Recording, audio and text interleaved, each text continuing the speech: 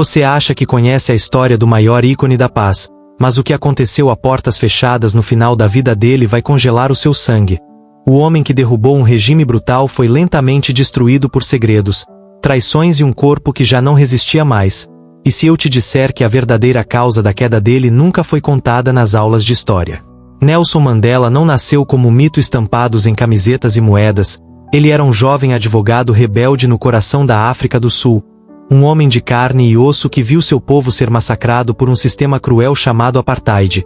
E decidiu lutar com todas as forças que tinha. A determinação dele era tão assustadora que o governo o prendeu por 27 longos anos em uma cela minúscula na Ilha Robben. O mundo achava que ele sairia de lá destruído, mas ele saiu como o primeiro presidente negro do país, aclamado globalmente como um santo vivo. O auge da glória humana parecia intocável. Só que é exatamente aí que o contraste fica sombrio, porque a mesma cela úmida que moldou o herói plantou em silêncio a semente da sua ruína física, enquanto o mundo o aplaudia de pé. Nos bastidores, o primeiro sinal de que algo estava terrivelmente errado começou a surgir na própria respiração dele.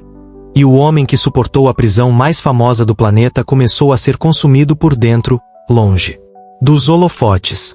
Conforme os anos passavam e a velhice avançava, a figura pública imaculada escondia um cenário de isolamento e paranoia familiar. A vida amorosa e os relacionamentos do líder eram um campo de batalha, marcados por divórcios conturbados, disputas judiciais amargas e parentes brigando pelo controle do nome e da fortuna dele antes mesmo do último suspiro. Mas isso ainda não era o pior. A saúde de Mandela virou um segredo de Estado guardado a 7 chaves por um cerco político implacável.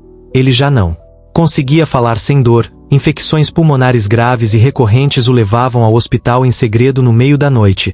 E o público recebia apenas boletins médicos filtrados que escondiam a gravidade do quadro. O homem que libertou uma nação estava agora refém de uma máquina política e familiar que não o deixava descansar. O que veio depois ninguém esperava. A casa dele se transformou em uma UTI blindada onde visitas eram controladas e a solidão era a sua única companheira diária.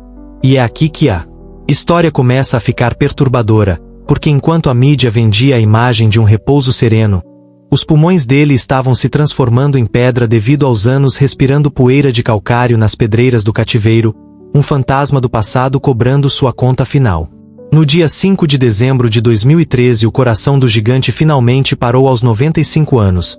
Mas a autópsia simbólica desse fim revela uma verdade indigesta que poucos têm coragem de encarar.